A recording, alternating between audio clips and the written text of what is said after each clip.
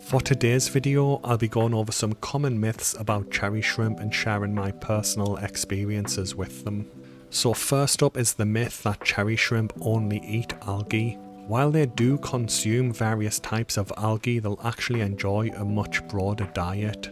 I link to one of my videos in the description where I show my cherry shrimp eating leaves, fish food, shrimp lollies and various other foods. As scavengers, cherry shrimp have a surprisingly diverse diet, but a lot of it is algae and biofilm. I've actually seen cherry shrimp eating dead fish in my aquariums, and it's pretty impressive how quickly they can devour an entire fish. So yes, cherry shrimp will eat algae, but their diets are usually far more varied than that. The next myth is that cherry shrimp don't eat algae. I've seen some people advise against adding cherry shrimp to your algae eating crew, claiming they don't consume much algae. In my experience, it's been the complete opposite, and they will happily eat large amounts of algae when given the chance. That said, they do tend to focus on brown diatom algae and the softer green algae types, so if your aquarium's having an issue with hair algae, they'll usually just ignore it. Fortunately, the most common types of algae found in aquariums are the ones that cherry shrimp will eat. This makes them an important part of my algae eating team, as they'll quickly devour the softer, easier to manage algae, encouraging my other algae eaters to go off and eat the tougher algae types that are left after the cherry shrimp deal with the easy stuff. I'll also link to a study from Tropica in the description that found that cherry shrimp were the second most efficient algae eater for their size, right behind Amano shrimp. The next myth is that cherry shrimp don't require filtration, and this one is partially true depending on how you define filtration.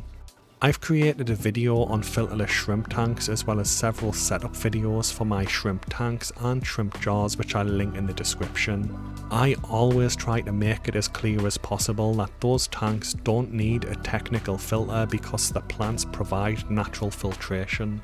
Cherry shrimp have a very low bioload, so a few fast grown stem plants can easily maintain safe and stable water parameters. For example, in this shrimp jar I managed to count 28 shrimp, which are mostly babies and juvenile, but a couple of Rotala rotundifolia stems in the background is able to handle the filtration they need. So while a dedicated cherry shrimp tank may not need a technical filter, fast grown stem and floating plants should be used for natural filtration instead. The next myth is that cherry shrimp don't require water changes, and once again this one can be partially true depending on your setup. Some shrimp tank setups may not require frequent water changes, but you should still perform them if you notice any problems in your tank. For instance, I recently added 2 Medaka rice fish to my cherry shrimp tank, which increased the bioload and resulted in an ammonia spike. Fortunately, I caught the problem early and I did a large partial water change while reducing the amount of food I added to the tank until the bacteria, archaea and newly added floating plants can catch up with the bioload. I honestly believe that this tank could have gone far longer without a major water change if I hadn't made that mistake, with simple water top-ups to offset evaporation being enough to maintain the balance. However, there are several factors to consider, such as stocking levels, the types of plants in the tank, the filter you're using and how much food you add. The key thing is to regularly test your water parameters to adjust your water change schedule based on the readings you get from your tests until your aquarium is established. The next myth is that cherry shrimp require perfect GH levels to molt. GH, or general hardness, measures certain minerals in your aquarium, with calcium and magnesium being the most important for cherry shrimp molting. These minerals are essential and they'll help your shrimp shed their old, smaller carapace as they grow, helping to reduce failed molts and fatalities.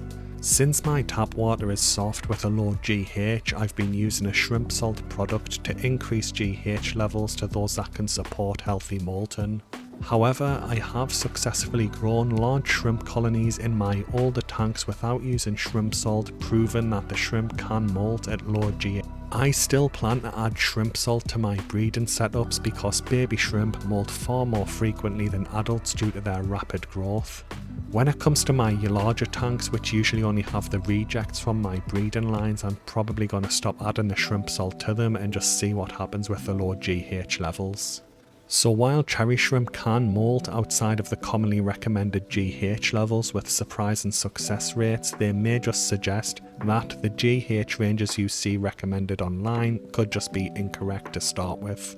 Next up is the myth that cherry shrimp can't be kept with any potentially aggressive fish species. I'm going to focus on betta fish and gourami as that's what I've personally kept alongside my own cherry shrimp. I link to a dedicated video in the description where I share my experiences of keeping betta fish and cherry shrimp together, but the personality of your betta is the deciding factor. For example, Skittles tried to eat every cherry shrimp that she could see in her tank.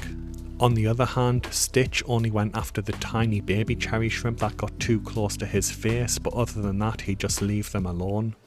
Marmalade, my newest betta fish, initially tried to eat the shrimp when she first encountered them, but I honestly think it was just out of curiosity because she's calmed down over the last week or two and now she'll swim past the shrimp without issue. Then there's Cooley, who seemed to act like a guardian for the shrimp in his tank, watching them graze for hours every day without ever attempting to eat any of them, even the smallest baby shrimp. As for gouramis, I've kept 3 honey gouramis with my cherry shrimp and I've never seen them try and eat any of them once, not even the tiny babies. So yes, cherry shrimp can be kept with fish species that are often considered to be aggressive, but it really depends on the individual fish's prey drive. Unfortunately, you're not going to know if you can keep your fish with your cherry shrimp until you try it, so there's only one way to find out. The next myth is that cherry shrimp need a large tank. Unlike fish, which typically need swim space, cherry shrimp primarily need grazing space for feeding. I rarely see any of my cherry shrimp consistently swimming around the tank, and most of the time they are grazing on algae, biofilm or any food that I've provided. Now, maintaining safe and stable water parameters can be more difficult in a smaller container, but I've successfully kept 2 different shrimp jars and I'm currently cycling another 2. These jars are 1.6 US gallons or 6.5 litres, and despite starting with just 5 shrimp, the colony in this specific jar is breeding like crazy, suggesting there's no issues in here. I have seen some people use even smaller containers for their shrimp's habitats and achieve excellent results with their colonies. Now, it may sound harsh, but cherry shrimp tend to breed based on the available food supply. The larger, stronger shrimp simply outcompete the smaller babies, limiting the population in the container naturally. Adding food to the container can increase the upper limit, and due to their low bioload, it usually doesn't have a negative effect on the water parameters.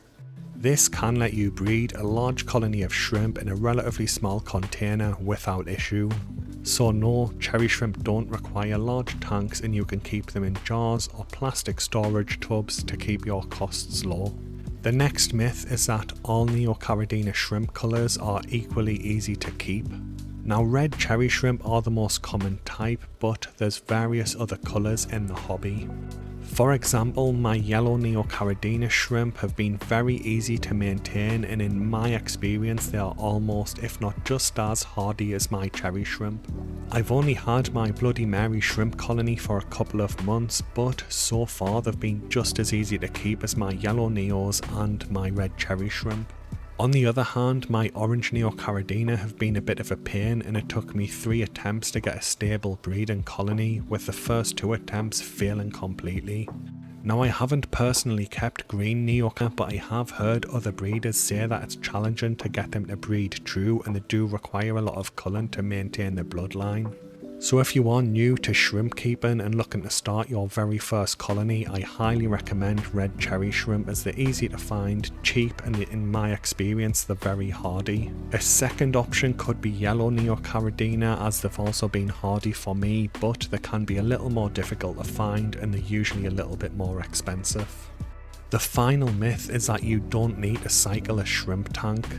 I understand the logic behind thinking that you can add shrimp to something like a Wallstad method tank straight away, but in my opinion it's just not worth the risk, even if it can be done. For example, the soil layer in the substrate can release toxic ammonia into the water, potentially harming your shrimp.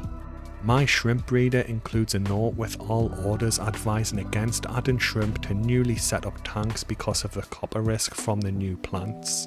From what I understand, this is something to do with the rock wool that's commonly used as substrate by plant nurseries and can retain copper, and it's difficult to remove all of the rock wool prior to planting it in your tank.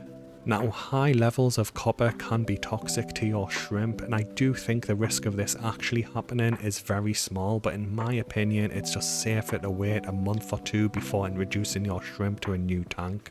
Anyway guys, that brings the video to an end. I hope it's been helpful. Thanks for watching and have a good day.